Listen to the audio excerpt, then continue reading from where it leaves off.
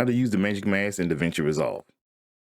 Now, the Magic Mask is a studio-only feature, so if you're on the free version of Davinci, by all means stay tuned, you see what you have to look forward to. There are actually two different versions of Magic Mask, and one's on the color page. I'll go over it quickly first. Now, on the color page, you have the Object Mask, and you also have the Person Mask. For this particular video, I'm just gonna go over the Person Mask. They both work relatively the same, but the Object Mask does take up a little more resources, at least in my experience. Once your Person Mask is selected, you'll get this little ink dropper with a plus sign on it. Just go through and draw a straight line down your subject. Now, to see what is selected, you actually go down here and you put on the mask overlay. It'll turn everything red. Now, given that my subject has a red background, it's a little hard to see. So I'm gonna cut the mask overlay off and go over here and cut on the highlight. Now I get a better view of what is actually selected.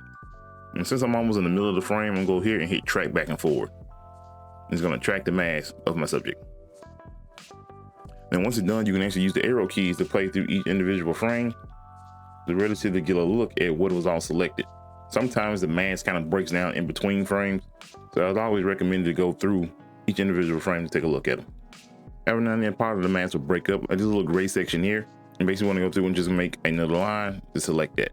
Anytime you make a new selection, it'll make a new stroke, but you don't have to retrack it. It will actually save it. It will actually save the selection with this little indicator here, this little blue mark. It will save it for that particular frame. You can see here, this is actually another breakdown in the mask. Let me draw a straight line, select it, and then I'll just continue forward. Now, of course, my subject has a lot of this red around them because of the background. You just go down here to, you can go down to qualify and switch it to better. Sometimes it does help out. So switch it now. Sometimes the mask will reduce around the subject, but it's more taxing on the computer and relatively doesn't, at least in my experience, doesn't make that big of a difference. As you can see there, it actually did go through and make some adjustments. And you also go down here and increase the blur radius. It's basically the equivalent of softening the mask. As you can see, it become more blurred out there.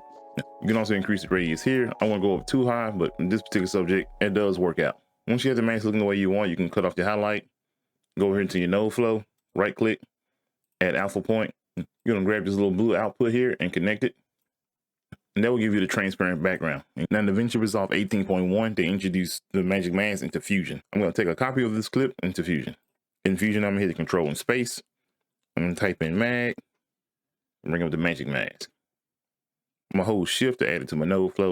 I'm gonna go over here to Media 1. I'm gonna hit 1 on the keyboard to bring it up into the second viewer. If you don't have two viewers, you can go to this little icon here and click it. If you see the two little squares here, just simply click it and it'll give you the double viewer. Now, with the Magic Mask selected, I'm gonna actually hit 2 on the keyboard.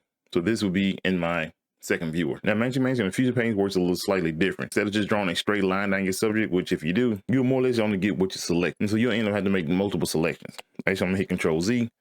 And what I usually do with the Magic Mask on Fusion, I just usually draw a ring throughout the entire subject. See here, it completely selected my subject. The reason why I have the two viewers, when I select anything, it automatically becomes transparent on this side. But on the first view, I can still see any additions I may want to add. You go in the Inspector tab, you're gonna hit track back and forward. And while it's tracking, again, you do have the option for faster or better. From my experience, better actually like pretty much freezes up my computer when I try to use it. So I just stick with faster, and I've never had a problem with faster. And this is a result of the Magic Mask. This is using faster. It looks pretty much like how it did in the color page using the better settings. I go through and play it. It's a little choppy, but not much. You can see here this little keyframe indicator. It just shows where I made my initial selection. To me, the results you get in the Fusion version of the Magic Mask are actually a lot better. Ever since they introduced the Magic Mask in Fusion, I have not used Magic Mask on the color page until I did this video. You go here to the matte settings. You can increase the blur radius around your subject, softening the mask. You also can adjust the high and low of the threshold to further customize your mask. You also have the option to erode edges. So if you can kind of bring this down, they kind of get rid of a little bit of the red around the subject, but then also increase the blur. Now you have more of a softer mask around the subject.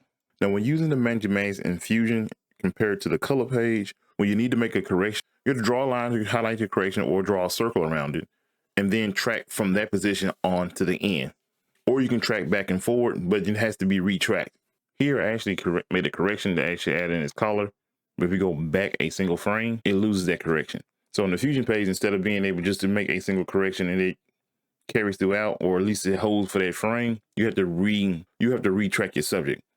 I know if you've been following our channel for a while, I've mentioned this several times before, but repetition is the father of learning. Now, as far as my workflow of working with the actual rotoscope footage, I usually right click and go into render in place, change this codec.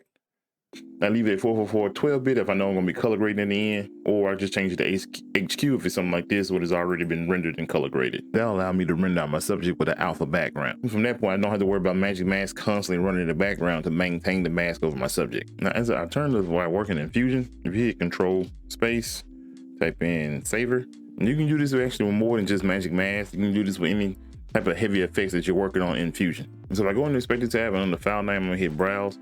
I'm basically gonna select a folder or create a folder where I can place this. I'm just gonna name it Demo. This EXR, I'm gonna leave it as it is and hit Save. From there, I'm gonna go up to Fusion, go to Render All Savers. And what it's gonna do is go through it and render out each frame and place it into a folder that I can bring back in.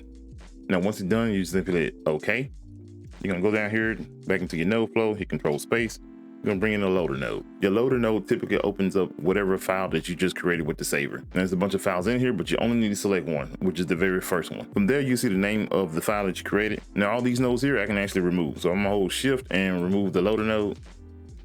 And I'm gonna disconnect this from the media out. I'm gonna leave it here for right now, but you technically can delete this if you wanted to. Take the loader node, take the output of it and connect it to the media out. And just using this loader node will be less resource heavy as compared to using the Magic Mask continuously, because sometimes the Magic Mask will actually lose your mask. If you're working with it too much, it will sometimes fall off and you have to retrack it again. So I either render out in place on the edit page or I use the loader node when I continue my work. Now, this video is not sponsored, but I want to give a quick shout out to Motion VFX that currently have a 25% off sale right now.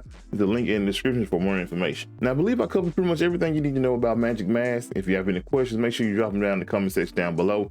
Hit the like if you like today's video. Subscribe to the channel if you're not already, and I'll see you next time.